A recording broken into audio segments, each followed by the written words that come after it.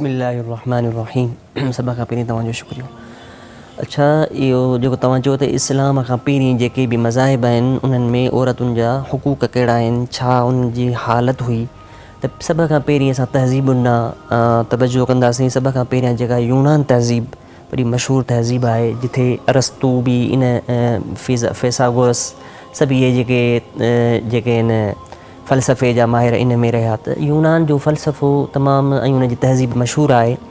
पर औरत जे हिसाब सां जेकॾहिं असां उन तहज़ीब में तवजो कयूं ऐं स्टडी कयूं, त औरत जी जेका सूरत आहे उन मज़हब में सही न हुई। हिकु त जहेज़ उन्हनि खे मिलंदो कोन हुयो, हिकु त औरत सां उहे नफ़रत कंदा हुआ, औरत सां यानी की उहे तमामु बुग़्ज़ रखंदा हुआ, उनखे विरासत में शामिलु न कयो वेंदो हो। जेकॾहिं औरत उन्हनि खे ॼमंदी हुई त साॻी मुशरिक़ वारी सूरत उन्हनि जी थी वेंदी, यानी कावड़िजी पवंदा हुआ। त अहिड़े तरीक़े सां जेको आहे अरस्तू बि पाण उन चयो आहे त औरत जेका आहे माना इहा बद सूरत आहे, यानी माना बुराई वजूद सुठो न आहे। अहिड़े तरीक़े सां यूनान खां पोइ रूम जी तहज़ीब आहे। इन तहज़ीब सां हलंदा हलूं पोइ वरी मज़हब ते अचूं था, त अहिड़े तरीक़े सां उन खां पोइ रूमी शख़्स गुज़रिया, पर रूम में बि ॾिठो वञे थो त औरत जी तहज़ीब उते सही न आहे। उन्हनि सां बि इहो ई, जेकॾहिं उन्हनि खे हसब मामूल जेको महीनो अचे थो त उन में बि उन्हनि सां माना नफ़रत कंदा हुआ या उनखे हराम करार ॾींदा हुआ, उन्हनि जे हथ जी शइ कोन खाईंदा हुआ, उनखे जहेज़ कोन ॾींदा हुआ, ऐं क़त्ल ऐं उन्हनि जी ज़िंदगी उन्हनि जे मर्दनि जे हथ में हुई। जीअं चाहिनि त उनखे मारिनि, जीअं चाहिनि उनखे तलाक ॾियनि, जीअं चाहिनि उनखे अलॻि करे छॾनि, उन्हनि जी पंहिंजी मर्ज़ी हुई। अहिड़े तरीक़े सां असां अचूं मिस्र जी तहज़ीब ॾांहुं। मिस्र जी तहज़ीब कीअं, इहा तहज़ीबूं तव्हांखे ख़बर आहे त मशहूरु यूनानी तहज़ीब 4-5 तहज़ीबूं आहिनि, अहिड़े तरीक़े सां मिस्र जी बि तहज़ीब आहे। लेकिन मिस्र जी तहज़ीब में शानदारी मालूम थिए थी, उन्हनि औरतुनि खे सुठा उहिदा ॾिना। यानी तव्हांखे ख़बर आहे त इन मिस्र जी तहज़ीब में हाकिम बि औरतूं थियूं आहिनि। त अहिड़े तरीक़े सां इहे इज़त ॾिना अथनि, इन्हनि हुक़ूक़ बि ॾिना आहिनि। पर हिकिड़ी वरी सूरत ॾिसिजे थी जेका हज़रत उमर फारूक जे किसे मां मालूम थिए थी, त इन्हनि जो हिकिड़ो अजीब तरीक़ो हूंदो हो, जो माना दरिया मां पाणी जॾहिं खुटी वेंदो हुयो त पोइ छा कंदा हुआ, हिकिड़ी नियाणीअ खे, नंढड़ी छोकिरीअ खे ख़ूबसूरत करे उनखे कपिड़ा पाए करे वरी उनखे उछलाईंदा हुआ दरिया नील।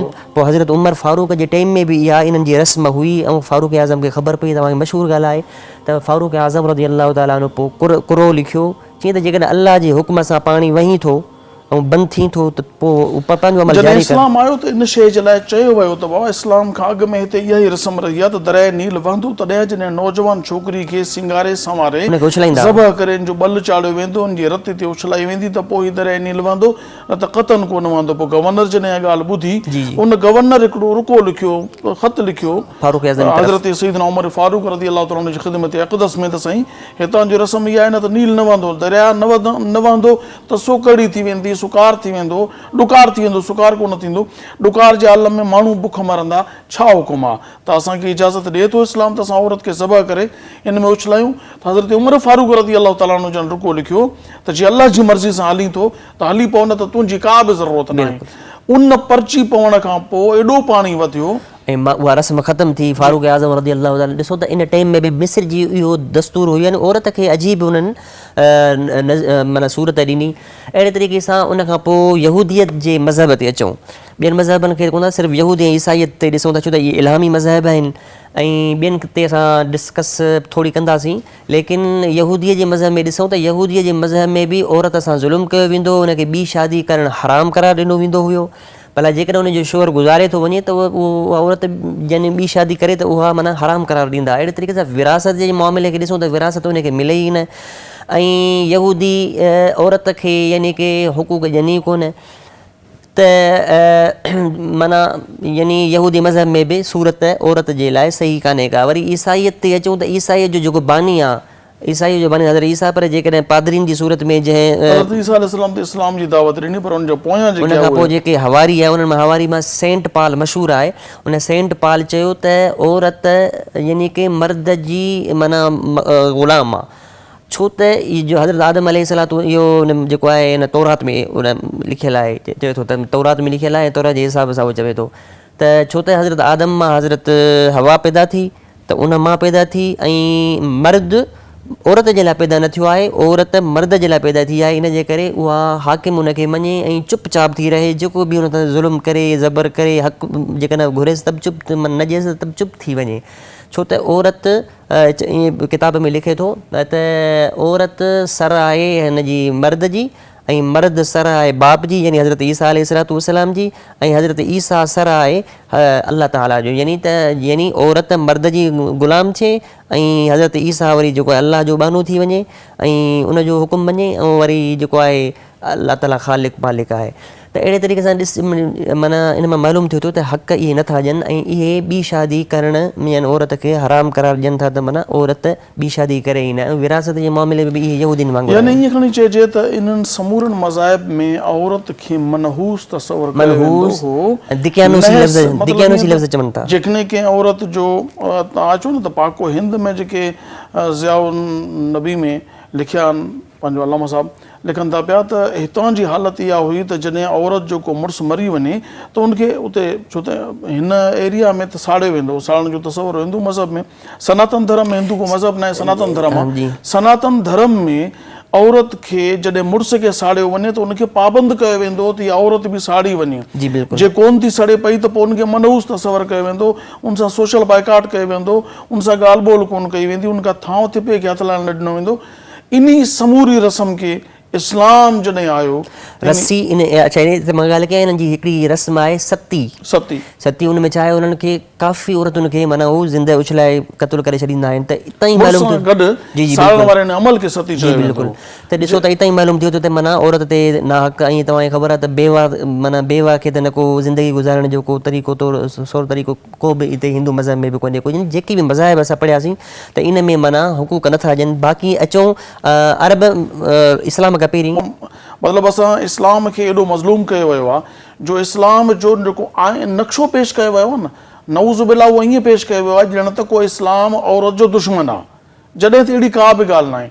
असां जेको कंपेरिज़न करायूं था पिया त तव्हां ॿियनि मज़ाहिब में ॾिसो त इस्लाम खां अलावा औरत जो मक़ाम छा आहे। जीअं त मुफ़्ती साहिब बि गुफ़्तगू कई पए त हाणे इहो थी वियो बरे सगीर नंढे खंड जो, तव्हां खां मिस्र जी तहज़ीब ॿुधाई वई, ईसाईयत में छा हुयो, यहूदियत में छा हुयो ऐं सनातन धर्म में छा हो। हाणे अचो त मुफ़्ती साहिब खां पुछूं त अरबनि जो छा कल्चर हो, उते जेको आहे सो वती कई वेंदी कहिड़े तरीक़े सां, वॾो भाउ वालदा सां। मुफ़्ती साहिब अरबनि ते पहुता हुआसीं पाण, त अरबनि जो छा कल्चर हो इस्लाम खां अॻु में? जी साईं बिस्मिल्लाह। अरबनि जो जेको दस्तूर उहो तमामु माना रज़ील सूरत हुई उन्हनि जी, यानी कंहिं बि क़िस्म जी औरत खे माना अहमियत या उनजो क़दुरु न हुयो। तव्हांखे ख़बर आहे त हुज़ूर सल्लल्लाहु अलैहि वसल्लम हदीस मुबारक पाण करीम सल्लल्लाहु अलैहि वसल्लम हिकिड़ो साहबी चई तुंहिंजी शादियूं घणियूं? चई या रसूलल्लाह सल्लल्लाहु अलैहि वसल्लम मुंहिंजूं तक़रीबन 10 शादियूं आहिनि। पोइ हुज़ूर सल्लल्लाहु अलैहि वसल्लम चयो, वरी ॿिए खां पुछो चई उन सां मुंहिंजूं 8 शादियूं आहिनि। ऐं तव्हांखे ख़बर आहे त जेको आहे इद्दत उहो तलाक ॾींदा, तलाक खां पोइ वरी इद्दत गुज़ारे करे वरी उन औरत सां शादी कंदा हुआ। 10, 20, 30 एतिरियूं तइदाद में उन्हनि वटि औरतूं हूंदियूं शादियूं कंदा हुआ। ऐं इहा बि तव्हांखे ख़बर हुजणु खपे त उन्हनि जो अहिड़ो किनो दस्तूर हूंदो हो जो शादी कंदा हुआ, जेकॾहिं औलाद कोन्ह थींदो हुअसि पोइ वरी उहो जेको आहे औरत खे ॿिए ॾींहुं मोकिले छॾींदा हुआ। त वरी जंहिंमां औलाद 10 माण्हू हुन सां मिलनि, पोइ जंहिंजे मुशाबे वरी उहो औलाद थिए थो वरी उनजो थी पियो वञे, इहो तरीक़ो हुयो।